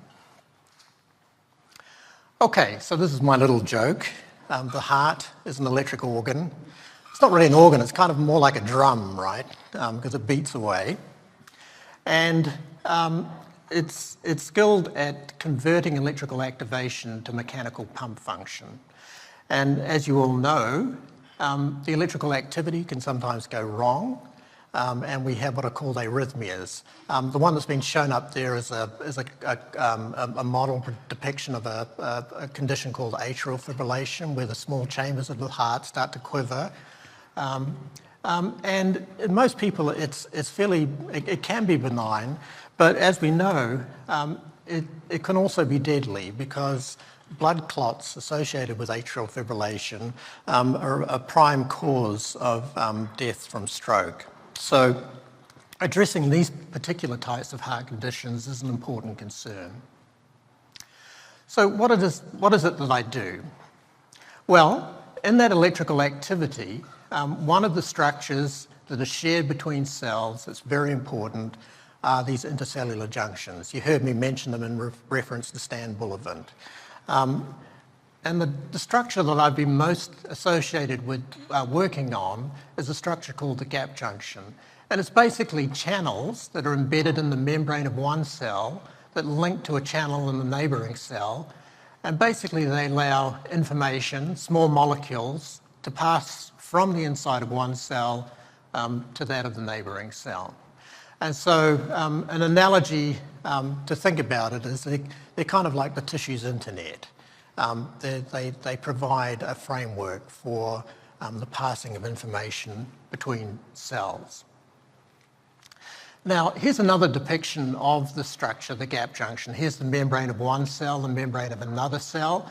And when you see them in nature, they occur as clusters of these channels. And here you can see we've cut away one of the channels, and you can see the pore or the conduit which links the two cells together that allows small molecules to pass. Now, in typical Gourdie fashion, I've spent most of my career not studying the gap junction channels per se. What's caught my attention is what's going on at the edge of the gap junction, because this is where the structure is actually built. And what you can see here, and this is work that we've carried out over the last 20 years or so, the undocked channel from one cell is held in place, or scaffolded, as we call it, by protein-protein interactions, in this case with a molecule called ZO1, which links it to the actin cytoskeleton. And this association regulates the rate at which these channels move into the gap junction and then dock with their neighbouring cells to form these channels of intercellular communication. And there's some papers that we've published on this. This domain next to the gap junction, we've actually given a name. We call it the perinexus. And this young man here, Matt Rett, was a graduate student of mine, and he's actually with me the co-namer of this specialised domain of membrane that we worked on. Really, the identification of the perinexus kind of sealed my fate for about 15 years. Here you can see an image of a gap junction, this cluster of gap junction channels in green. We've labelled it with a special fluorescent dyes. And then around it, this beautiful halo of this molecule, the scaffolding molecule I mentioned, ZO1. And the work we've done on the perinexus relates to both the electricity of the heart, which I won't talk about this evening, but I'll talk about in another talk tomorrow, I believe. But also the role of this domain in injuries, and in particular the constituents of the perinexus, molecules like ZO1 and connexin 43. And that's what I'll be focusing on here. All right, so this is me back in 1991. You may be asking yourself, you know, how did I get from wool fibres to Lincoln College and then to gap junctions, actually in a postdoctoral work in London. And it was via this gentleman here, Colin Green. Colin was the PhD student of Stan Bullivant. And when I came to the end of my PhD at Lincoln College, I wrote to Stan and said, hey Stan, I'd like to work in cell and molecular biology. Do you know anybody who'd want a postdoc? And so Stan wrote to Colin and said, you know, give this young guy a go. He's got a knack for making experiments work. And so that really got me out of the wool field and into the gap junction field. So I'm grateful again to Stan and also to Colin and my other supervisor at the time, Nick Severs, who both had great influences on my subsequent career. Now, the therapeutics that I work on are based on what are called peptides. And peptides are essentially small parts of protein. They're made up of short chains of what we call amino acids. And you can think of the amino acids as kind of like Lego bricks. And when you stick them together, and in this case here you can see these linear chains of Lego bricks, we call this a peptide. And familiar peptides that are currently in therapeutic use, of course, include naturally occurring peptides such as insulin, and also GLP-1 agonists like Ozempic are other examples of therapeutic peptides. Now, I know this is a little bit sort of arcane and difficult to understand, but this is a building block of the connexin channel. It's called connexin 43. And what we did was we took the domain of connexin 43 that's responsible for binding to the scaffolding molecule ZO1 and synthesized a short peptide based on it. And basically what we were doing was making something that would interfere with the interaction, get between the connexin 43 and ZO1 and separate it. And then we'd ask the cell biological question, what was the consequences of that? Did the gap junctions get bigger? Did they occur in different places? You know, we were making an experimental tool for basic cell biology research. And as as shown up here, we made this short peptide in a couple of forms, including this version up here. We linked it to another peptide, which enables it to get inside cells, because that's where the target of the peptide was. But we also found that there was activity within this domain itself. So the point here is that when I first started doing this, we were just developing these as tools for basic science. Now, I had this young man join my lab at about this time, Gautam Gatnikar. Gautam had just completed a veterinary degree and a PhD out of NC State. So he was a clinician, a veterinary clinician, and he was interested in wound healing. And so he wanted to start putting our peptides on both simple and complex wounds. In this case here, we've got a lawn of cells that we put a mechanical scratch wound into, and then we watch the rate at which these cells move into that scratch wound. So it's a crude wound healing assay. And what we noticed was that this peptide sped up the rate at which these cells moved that healed this wound in the culture setting. He moved on to doing small skin wounds on mice and found that he observed something similar, that mice receiving the peptide showed a faster rate of closure of the wounds, but also reduced inflammation and slightly less scar tissue. So this suggested to him clinical implications. And in fact, he said to me, I don't want to be a postdoc anymore. I want to take out a patent and start a company to enable the clinical translation of this finding. So that's what we did. And in fact, they took, the company, in collaboration with my lab, took the peptide, alpha-CT1, through 3 phase 2 clinical trials and got positive results in all the trials. They were looking at both chronic wounds, such as diabetic foot ulcers, also venous leg ulcers, but also looking at it as a treatment to try and prevent scarring in surgical patients. And as I mentioned, returned positive results in each case. And I had a biomedical engineering student join my lab. We asked ourselves the question: what was one of what were the factors behind the improvement in scarring and in the indication where it reduced scarring? And we found that it was associated with an improvement in the organisation of the collagen scar matrix, and we published that a couple of years ago. So the company that we formed was initially called First String Research.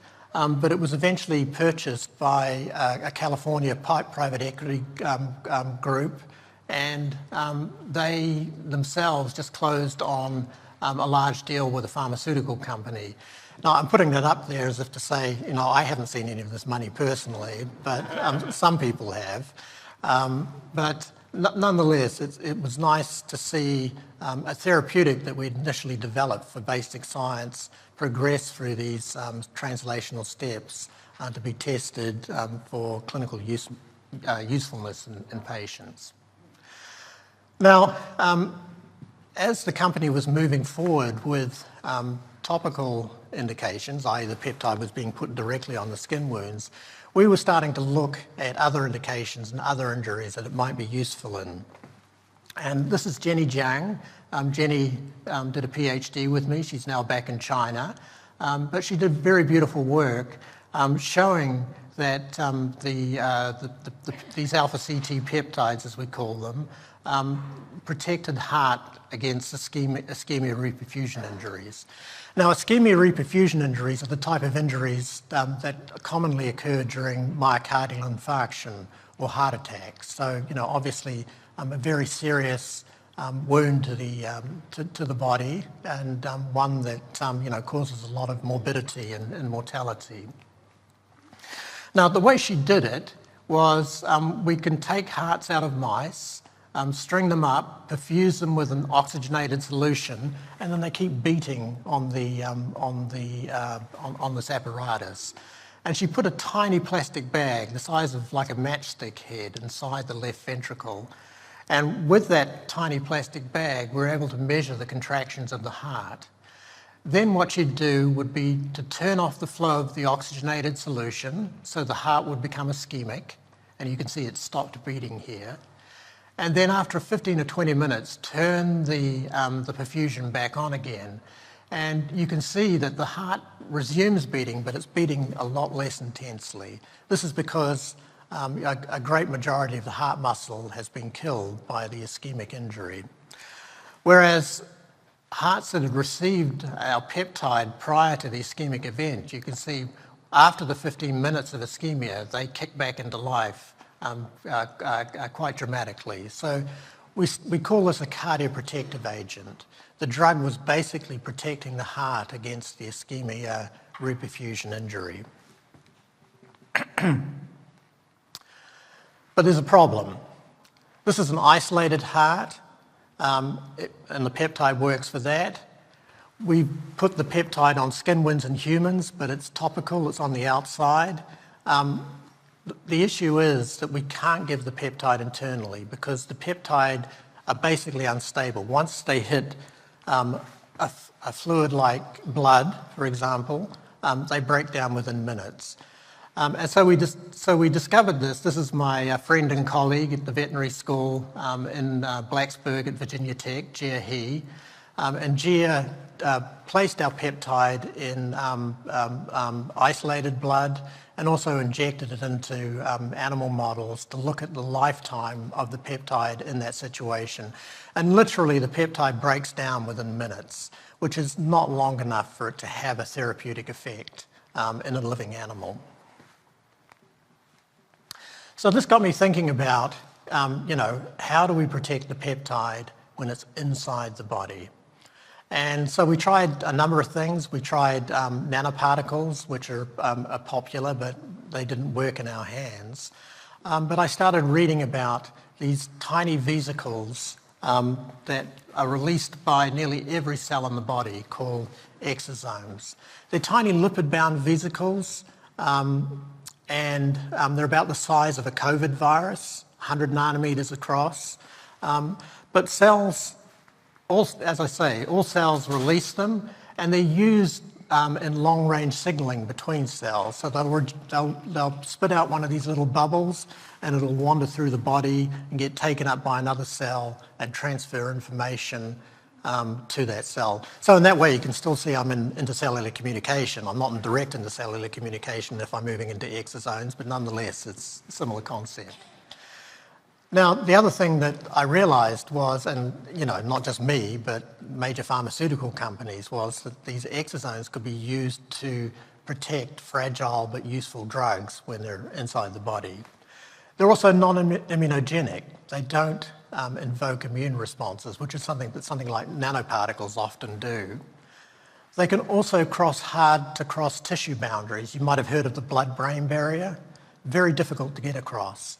Well, Mother Nature has endowed many classes of exosomes with the ability to jump right across that barrier and to go to the target where they need to go. And so if you think of the gap junction as the cell's internet, exosomes are kind of like the FedEx service. All right. Initially, we started off extracting exosomes from cultured cells, but I can remember one day in the lab with my lab manager, Jane, looking at a tiny pellet and saying, this is never going to work. We're never going to get the pharmaceutical industry to be convinced to make these things in bulk. This is just too hard, too expensive. Well, she shoved a couple of papers under my nose and she said, it looks like milk has a lot of exosomes in it. And I said, perfect, that's where we're going. And so the other nice thing about milk exosomes, I talk about Mother Nature, i.e. natural selection, milk exosomes have been designed to be orally ingested because, of course, it's all about passing information between mother and baby. And so, when you ingest milk exosomes, and what I forgot to do today was I meant to bring a bottle of milk in, and at this point I would have picked it up and drunk the milk and said, look, I've just drunk 3 trillion exosomes and I'm still standing here, but I forgot, I'm sorry. So they're very good for oral ingestion. But there is a problem when we're dealing with them. They don't sort of float around in milk like tiny little spaceships. they're actually tethered to milk proteins, and casein in particular. You've probably heard of casein, right? Well, here's an electron microscope image, and if you look carefully, you can see each of these exosomes is tethered to one of these strands of milk protein. So we had to figure out a way of separating those from the protein matrix that they were bound to. We did that by using a molecule called EDTA, which broke up the casein. We also avoided using ultracentrifugation, which is a separation method where you spin things at very fast speeds. The main reason we avoided it is because you can only do very small volumes, and we wanted to scale to industrial levels eventually. So we based our technique on filtration using a method called tangential flow filtration and also Sephiro's column filtration. And eventually we ended up with concentrates of these exosomes from milk that look something like this. Each one of these little bubbles here is one of our exosomes. You know, just what's astonishing is that these milk exosomes, we've estimated, account for about 10 to 15% of the volume of milk. So if you're drinking a lot of milk, it's probably a miracle you're not wandering around mooing, because you're taking a lot of cow information in, I can assure you. And just the numbers are astronomical, absolutely astronomical. In a litre of milk, there's a quadrillion exosomes, and I put this slide in just again to emphasise the sort of astronomical numbers that we're talking about. Okay, so we were working at lab scale, which meant that we were starting with a litre of milk, but we wanted to go to industrial scale. And so the postdoctoral fellow, who I forgot to mention, Spencer Marsh, he's been so important in this work, I sent him down to New Zealand. And he went to Massey University and worked with this gentleman here, Professor Richard Archer, who's now Emeritus Professor of Dairy Science at Massey. And also very generously, Fonterra gave us a tanker of milk, which we got cost-free, which was just great. So here is the tanker of milk arriving from Fonterra in Palmy. And this is the pilot plant that Spencer started to process the milk in 300-litre batches. He eventually got it down. We lyophilized that milk, which meant freeze-drying it, and he went back to the United States with 5 kilograms of fine white powder, which, as you can imagine, is a bit of a problem getting through customs, but nonetheless he made it.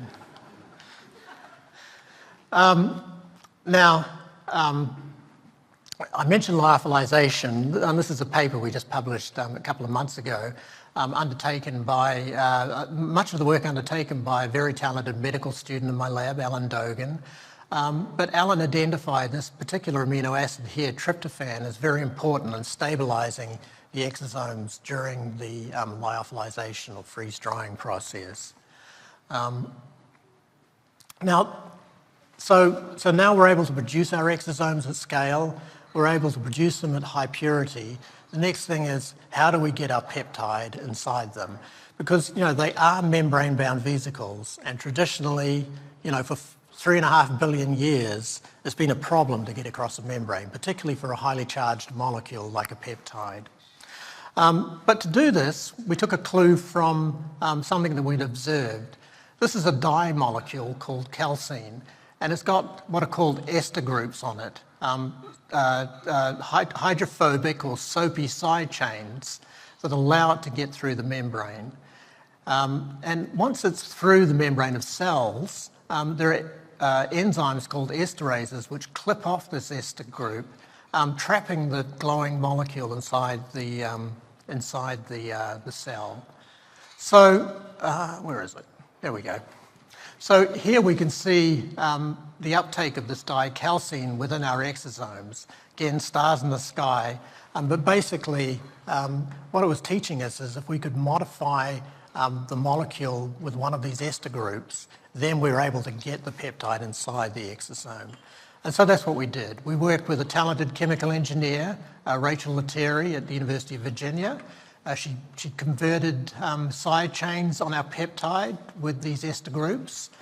And I know it's a lot, but we were able to use a fluorescently tagged version of the peptide and find that at a 100 micromole concentration, we're able to get about 85 to 95% of our exosomes loaded using this approach. Now, so we've got a peptide inside an exosome, we've got a proto-therapeutic in hand. Next thing we wanted to do was test it in a natural injury model in vivo. So these are two colleagues, also at the University of Virginia, Antonio Abate and Stefano Toldo. Stefano is expert at giving mice heart attacks. So we sent freeze-dried exosomes loaded with our peptide to Stefano, and he orally administered them in 100 microliter doses by oral gavage into the mice, gave them the heart attack, and then we took a look at what the result was. So these are slices through a heart, and what you can see here is a slice through the ventricle, the main pumping chamber of the heart, and this white slash here is the actual infarct, 24 hours after the injury has been delivered. And you can see it's a big old part of the heart that's now dead. Similarly, if we gave the mice unloaded exosomes, you can see that there's also a large infarcted area after Stefano had delivered the insult.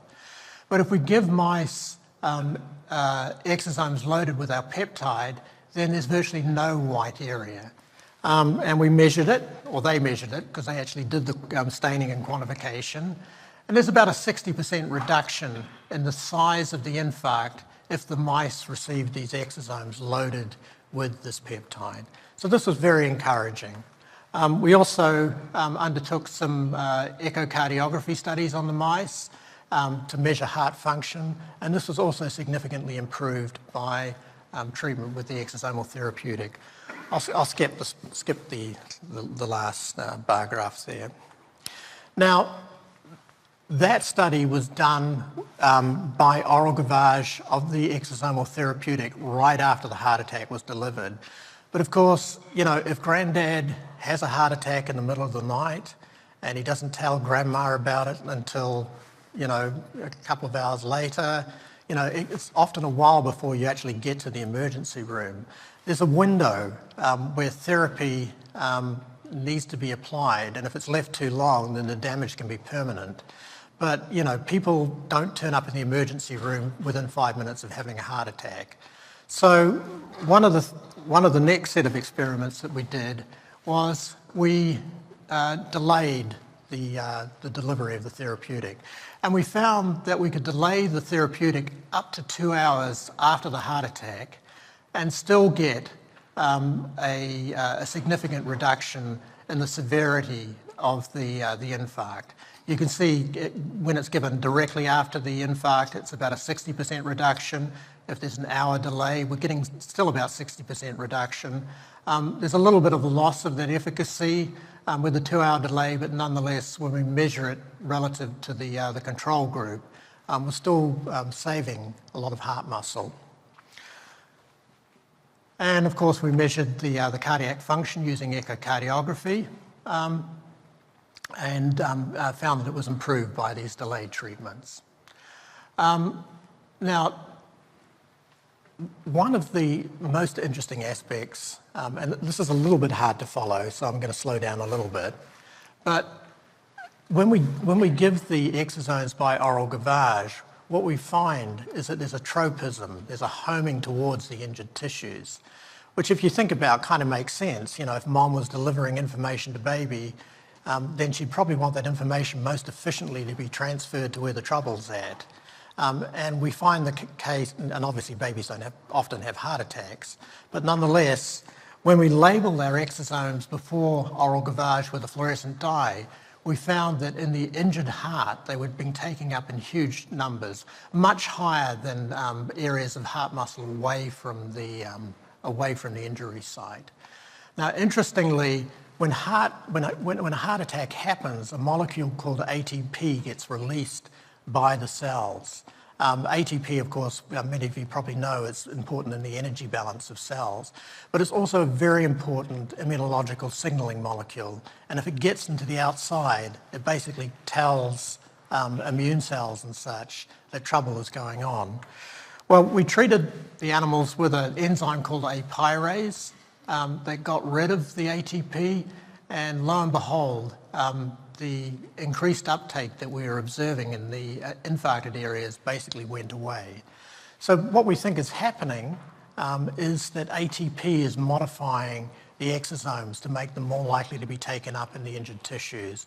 And we've done a number of experiments to follow this idea up. I won't go into those experiments tonight, but nonetheless, and here's the quantification of that effect. Interestingly, we also looked at the skin wound to see whether there was evidence of injury-associated uptake in the skin following the surgery. And sure enough, there's a jump in the uptake of exosomes in the injured skin. Not quite as dramatic as you see in the heart, but nonetheless significantly higher.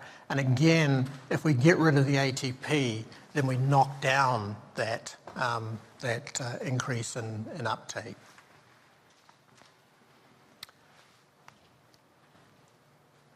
All right. Okay. So moving along, I'm going to hit radiation injury in a second. So here we go.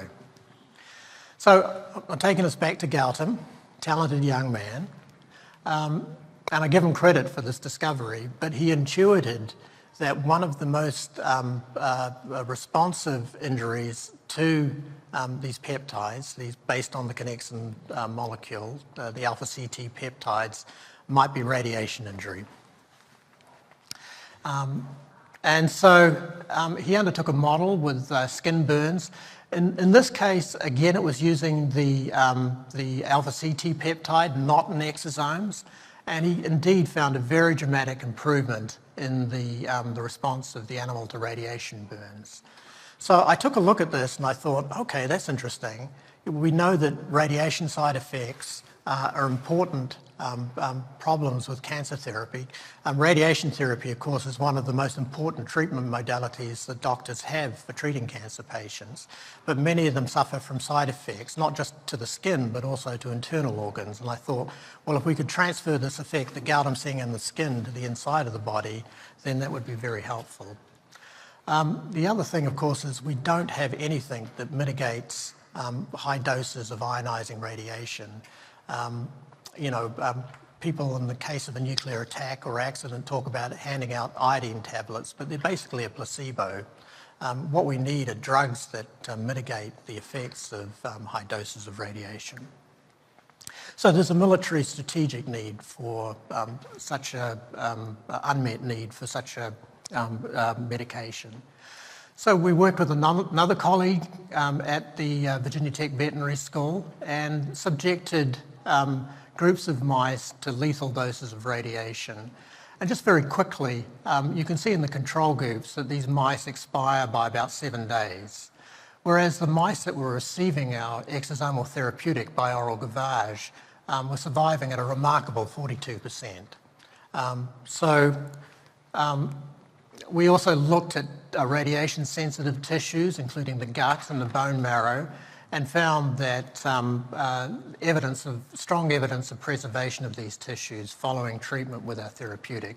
And in fact, we had the tissues graded by a veterinary pathologist, and she distinguished in a blinded way that the treated tissues, the gut from mice that had received the treatment were indistinguishable from non-irradiated controls. So through the generosity of a research foundation in New Zealand, the Red Gates Foundation, we received money to undertake actual clinical trials. We went to the FDA, and of course there's no way you can do a study of lethal radiation on humans. The FDA has a special pathway called the animal rule, where you can get approval for a drug by undertaking experiments on animals. But of course, you can't undertake those experiments yourself. You have to have it undertaken by an independent research organisation. And the Red Gates Foundation funded our study. And so it was a blinded, randomized controlled trial.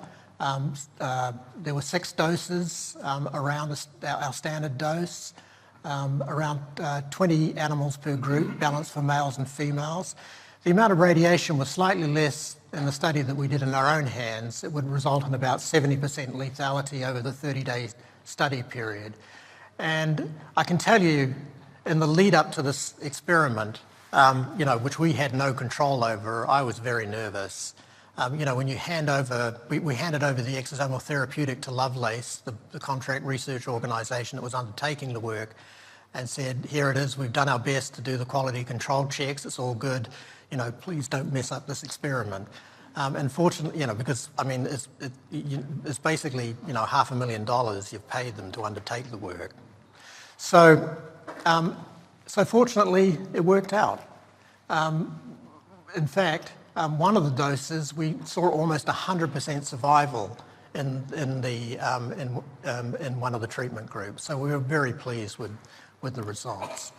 And so we're going on to undertake some further studies, a phase 1B study, where we're going to be looking at repeated dosing and different timing regimens.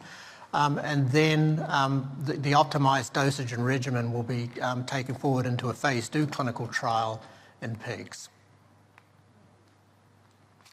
And assisting with this work is a new company that we started called the Tiny Cargo Company. Here's its logo.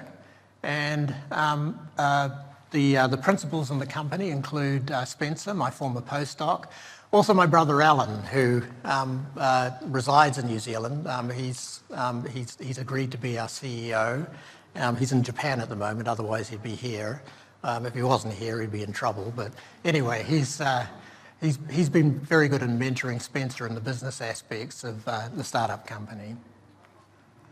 The company's just finished raising a $4 million seed round, and we have a number of very talented individuals associated with the company helping the translational progress forward.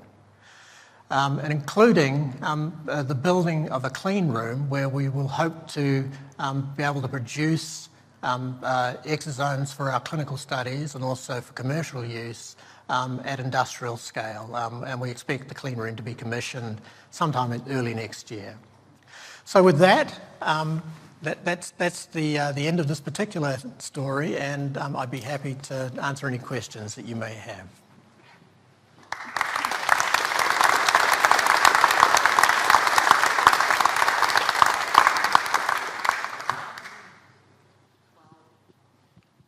Thank you very much, Robert. That was incredible. That was a whole heap of work explained in 45 minutes. Yep, very well done, because complex work as well. So we are ready to take question and answers. If people have a question for Robert. I'm sure somebody has a question about the heart. Who's going to go home and drink a litre of milk? There's more in raw milk than there is in pasteurised milk, by the way. So, I was just wondering, do you see this new treatment as being something that people might take as a as a kind of preventative in a way, or do you see it purely as something that people would take, if they thought they'd had a heart attack or they thought they might be in the middle of having one? Yeah, that's an interesting question. We don't really know what the consequences of repeated dosing are. We're just giving it at the moment as a single acute dose around the time of heart attack. But just to broaden out your question a little bit, Sue mentioned right at the beginning that milk exosomes are almost the perfect drug delivery device. So we're putting our peptide inside them, but basically they can be used to deliver anything. So, one of the things that we're excited about is to get gene vectors inside them, expression constructs. Because if we can do that, at the moment that's done by, you might have heard of using viruses to deliver genes for gene therapy. There's a whole lot of problems associated with that. There's been deaths, people have immune reactions. In fact, about 70% the population has virus neutralizing antibodies, so they don't work in those individuals. Milk exosomes, by contrast, fly under the immune radar. They can be taken orally, and as I mentioned, they go where the trouble's at. So, we think we might have a means of, if we can figure out how to get the plasmids inside the exosomes, of delivering gene therapies using this approach. And when I say we think, it's no small thing getting a DNA expression construct inside through the membrane inside these things. Thank you. Hopefully we'll figure it out. Hi, Rob. I'm not sure whether this is appropriate to what we were talking about, but we touched on the heart. How far are we away from being able to remove calcium build-up in the arteries in the heart? Is that your field? Yeah, it's not exactly my area, but it is an area of active research. And again, because our milk exosomes basically home in on injured and diseased tissues, it may be that milk exosomes accumulate in plaques within arteries in a way that could be used to deliver therapeutics for those types of pathological circumstances.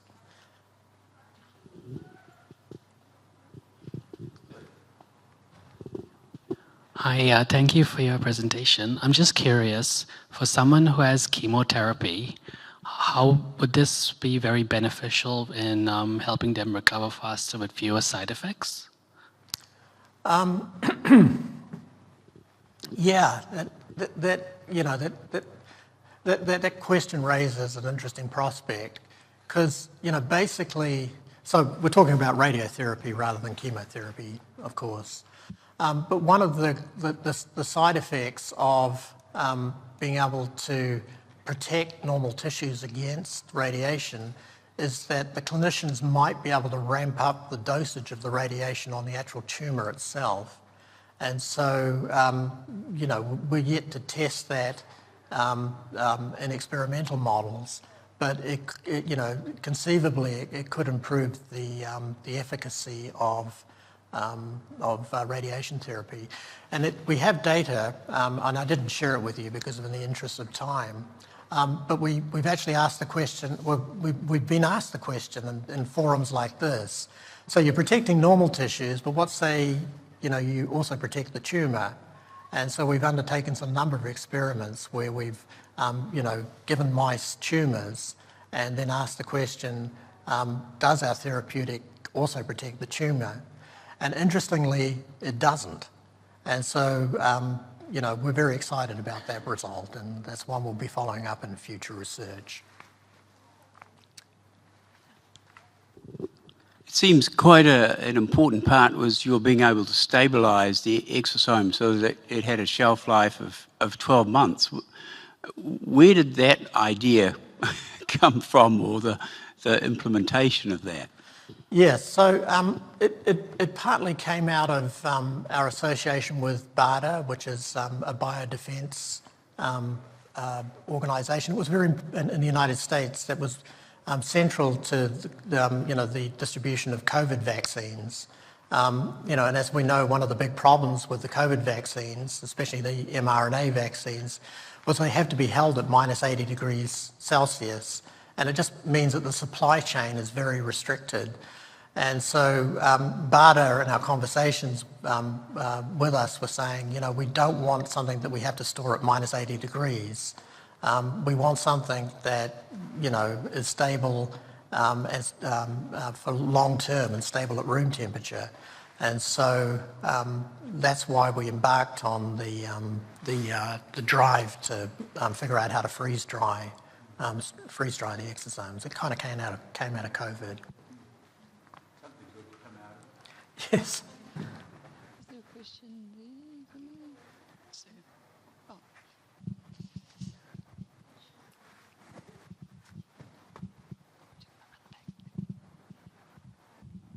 I just want to say thank you for a most interesting presentation.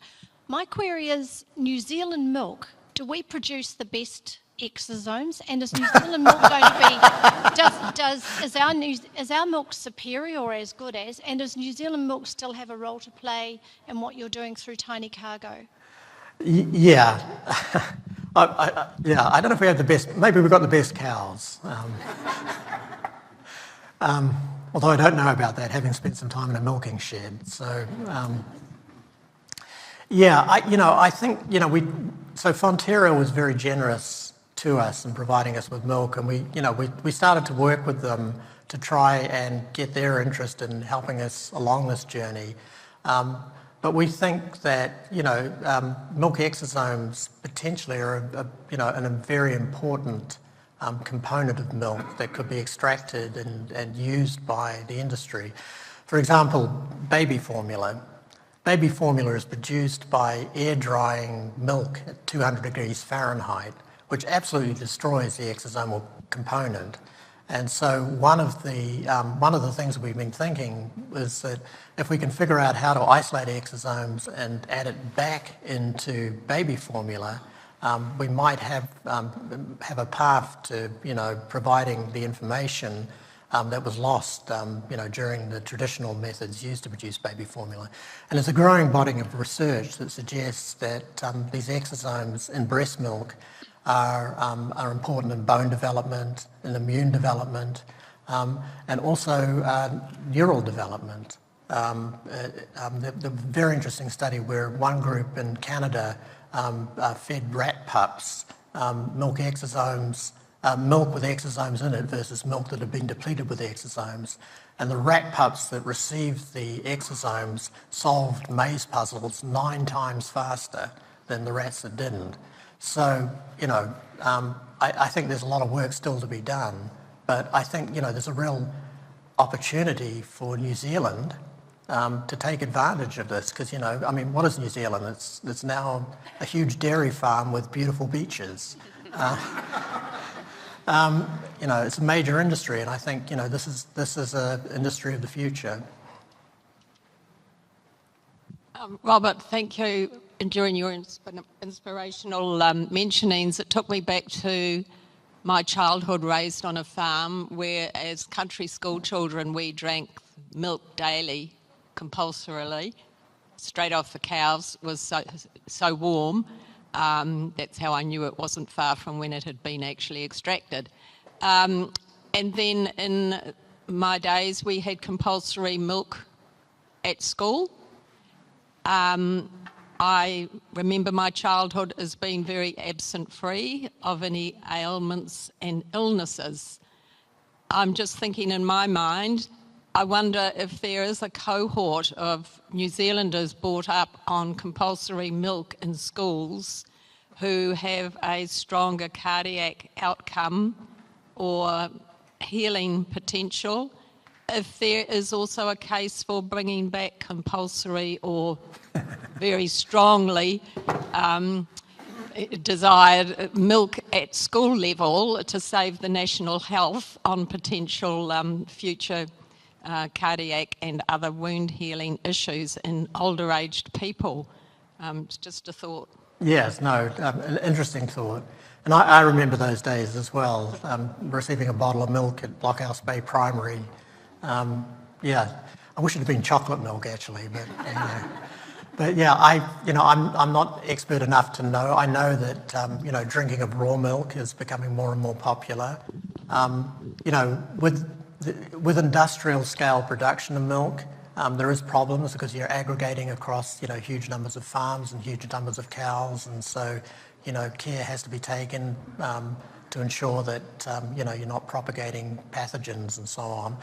At the level of individual farms, if you know the cow, there's probably not too much danger, but for the industrial production of milk, there's more risks involved, I guess is probably the best way to say it.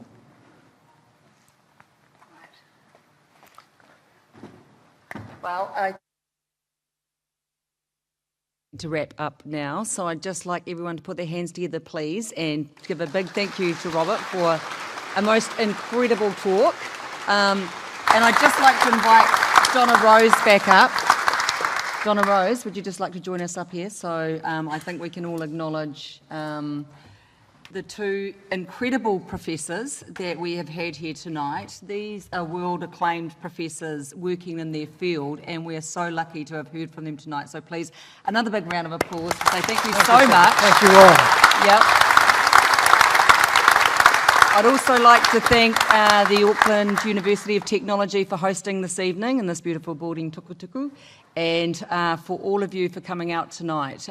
You were it was lovely to have you all here, and also those joining us online. So I hope you go home inspired, drink milk, imagine. There's so much that you have to do when you get home. You won't be sleeping tonight. So, but tomorrow night too, both of our professors will be presenting at the University of Auckland, but they'll be more scientific. So it's more of a medical audience, but you're more than welcome to come along to that as well, 6 o'clock tomorrow night. So thank you very much, everybody, for coming. Thank you to our professors, and we hope to see you all again soon. All right, Kia ora. Thank you. That was amazing.